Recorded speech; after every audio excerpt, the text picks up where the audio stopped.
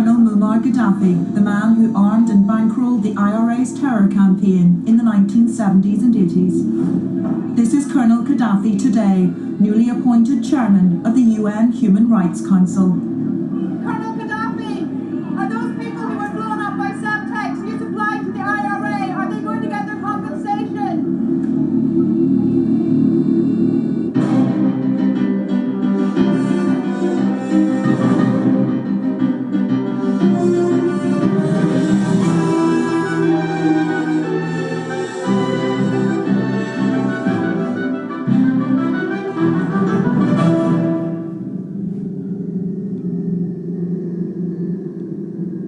This is South Armagh victims campaigner Willie Fraser. For 10 years he's led the campaign to hold Colonel Gaddafi to account for his support of the IRA. Gaddafi will be held accountable. No surrender! No surrender! No surrender! Tonight we tell the exclusive inside story of the victims' battle for justice. The only way that we can hit Libya and try and stop this from happening again is to hit them with compensation for victims. And the Lockerbie bomber, Abdul Basit al-Magrahi, is now a free man. Why the government's decision to release a Libyan bomber from a Scottish prison suddenly thrust the IRA's forgotten victims into the limelight.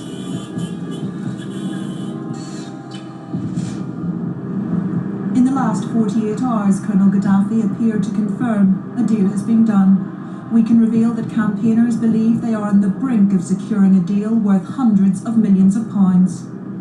I think it's very difficult and foolish to give an estimate at this stage. But as I say, you're talking about a considerable amount of money to do justice to this. On Saturday, parliamentarians will fly out to Libya. Spotlight can reveal that winning compensation for IRA victims is only part of the package, and that under the terms of the proposed deal, Libya would pay into a huge peace and reconciliation fund for all the victims of the Troubles. I think the Libyans, prompted by our own government, are now seeing that, well, actually, maybe we should be making a contribution, a financial contribution, towards healing and reconciliation in Northern Ireland.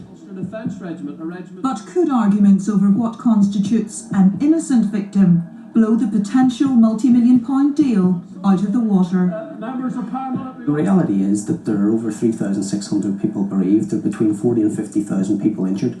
They all are victims. There's no such thing as an innocent victim.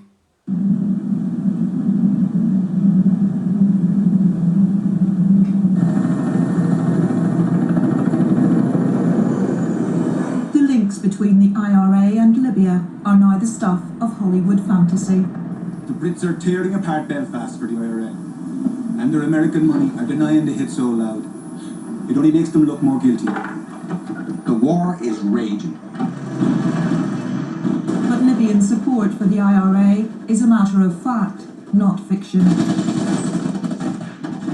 The cause of Ireland is a just cause, and we support this just cause. In the course of the Troubles, Libya supplied the IRA with hundreds of tons of guns and explosives.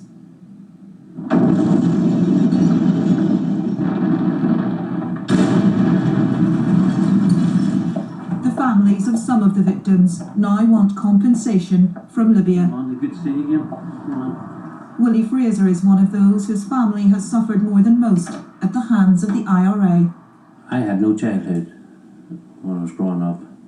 From I was probably 10 or 11 years of age, I can remember our home being attacked with bombs, with patter bombs, our house being shot at. I've had my father murdered, my two uncles murdered, my two cousins murdered.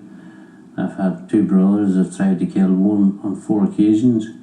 I've been shot at myself, I've been blew up. I've had 6 of my mates murdered. Right, you put them through there. 15 years on from the IRA ceasefire, Willie Fraser says families in South Armagh are still picking up the pieces of lives shattered by paramilitaries. I can still remember the men trying to sledgehammer our front door in, although it was over 30 odd years ago. I can still, some nights I waking up in a sweat, because I can hear a thump, and I think it's a sledgehammer hitting the door. This is what we have in For years, Willie Fraser has been a firebrand opponent of the IRA. Hang on a minute, it isn't equal. There's no need for it here. Come on, you tell me who get the orders for this. Come on, boys, maybe. Who get the orders for this? I don't know, but come on. Was it the IRA? A long-time champion of the rights of the IRA's victims. You think you intimidate me? What? Don't try it. Just stop it, will you? In 1999, Willie Fraser helped set up an organisation called FAIR, Families Acting for Innocent Relatives, the word innocent being included to distinguish between those they saw as victims and perpetrators. One of those in the group is Manya Dickinson. Her father Ken, a building contractor from Kilkeel, was blown up by an undercar bomb just yards from the family home. Manya was on a school hockey trip to Scotland when news came through of her father's death. Everybody around me, all my hockey team, started to cry. And every single one of them, when they were phoning home, started to cry. And I didn't know why, and I couldn't get through to Mum on the phone because it was constantly engaged. And I know now I shut it off the hook in case I did get through because she didn't want to tell me over the phone. And Mum just met me at the bottom of the boat and she said, bad men, Manny, bad men have got your daddy. And I didn't know exactly what it meant, but I was just totally and utterly devastated.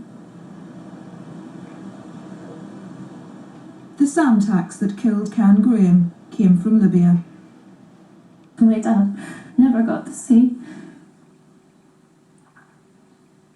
me get married or my sister graduate from school, from high school or from college, or never see. The main thing is my children are never going to know him, and that's hard for me because I was very close to my dad. And I know he'd love them to pieces and he would be so proud of them.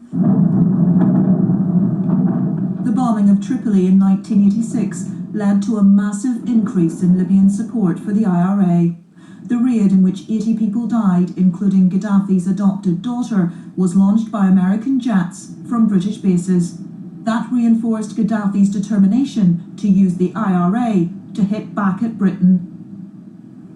One of the very senior figures in Libyan intelligence, a guy called Nasser Ashur, travelled over to Ireland disguised as an agricultural official, met the Army Council, and they hammered out this deal. Weeks later, a senior IRA man from South Armagh and its future Chief of Staff, Thomas Slab Murphy, was dispatched to Athens to meet Assur, travelling under a false name on a stolen passport.